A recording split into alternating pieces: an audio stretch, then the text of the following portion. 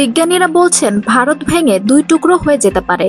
এ খবর দিয়েছে ভারতীয় সংবাদ মাধ্যম জি নিউজ। ভারতীয় টেকটনিক প্লেট ভেঙে দুই টুকরো হয়ে যাচ্ছে।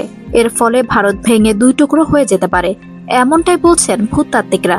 এমনটা হলে কি হবে? বিজ্ঞানীরা বলছেন লাদাখ, হিমাচল প্রদেশ, উত্তরাখণ্ড, সিকিম, অরুণাচল প্রদেশ ও উত্তর প্রদেশের একাংশ ভারতের ম্যাপ থেকে মুছে যেতে পারে। এই প্রক্রিয়ার আরম্ভ হয়ে গেছে।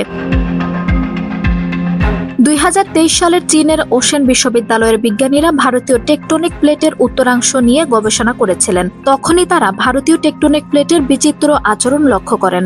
তারা লক্ষ্য করেন ভারতীয় প্লেট ইউরেশিয়ান প্লেটের নিচে ঢুকে যাচ্ছে, যেমনটা কোনো কাগজের উপর থেকে তার ডেলামিনেশন তুলে নিয়ে দেখা যায়।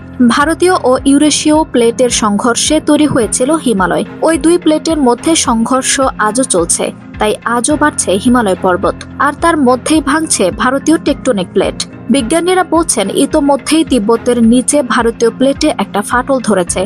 বলা ভালো, ওই প্লেট দুভাগ হয়ে একটি প্লেট ঢুকে গিয়েছে ইউরেশিয়ান প্লেটের নিচে, অন্য প্লেটটি ঢুকে গিয়েছে আর্থ ম্যান্টলের মধ্যে। কমপক্ষে 160 লক্ষ বছর আগে গোলমালের শুরু। ভারতীয় টেকটনিক প্লেটের সঙ্গে সংঘর্ষ হয় ইউরেশিয়ান প্লেটের। ভারতীয় টেকটনিক প্লেটের একাংশ ইউরেশিয়ান প্লেটের নিচে ঢুকে যায়।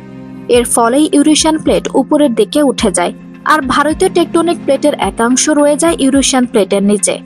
বিজ্ঞানীরা বলছেন ভারতীয় টেকটনিক প্লেটের কিছুটা অংশ হয়তো ভাঁজ পড়ে গিয়েছে কিংবা কুঁচকে গিয়েছে। চীনের বিজ্ঞানীরা বলছেন তিব্বতের নিচে ভূমিকম্পের হদিস পেয়েছেন। তারা বলছেন খুব সম্ভবত ভারতীয় টেকটনিক প্লেটের নিচে কোনো অংশে ফাটল ধরেছে। এটির মধ্যে ডিলামিনেশন শুরু হয়েছে, আর্থ এটি ভাগ হতে শুরু করেছে।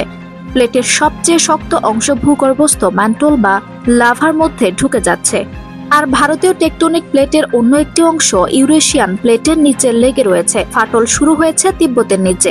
ওই জায়গাতেই ভারতীয় টেকটনিক প্লেট দুভাগ হয়ে যাচ্ছে। ডিসেম্বরে সান ফ্রান্সিসকোতে আয়োজিত আমেরিকায় জিওফিজিক্যাল কনফারেন্স এরকমই একটি থিওরি পেশ করা হয়। বিজ্ঞানীরা বলছেন ভাবাই যাচ্ছে না কোনো টেকটনিক প্লেট এভাবে ভেঙে যেতে পারে। আঞ্জুম হক আরবি, আমার সংবাদ।